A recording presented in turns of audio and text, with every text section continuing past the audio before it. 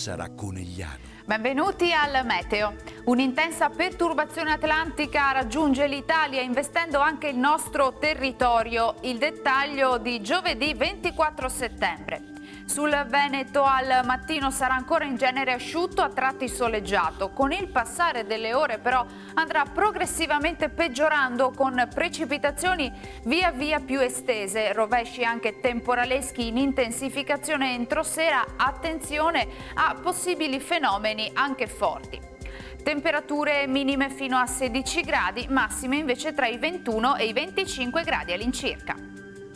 Ci spostiamo ora sul Friuli Venezia Giulia, anche qui inizialmente più sole, poi temporali più diffusi e intensi, specialmente dalla sera con possibili grandinate e nubi fragili.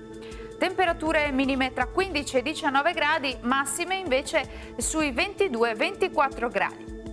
Infine uno sguardo alla situazione del Trentino Alto Adige. Dalle ore pomeridiane tempo perturbato con piogge un po' dappertutto, localmente intense. Temperature minime sui 12-13 gradi, massime in calo sui 22 gradi all'incirca.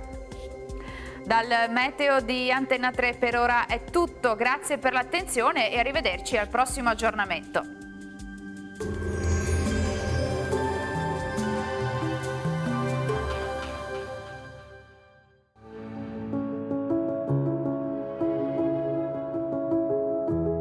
Ad accogliervi sarà Conegliano.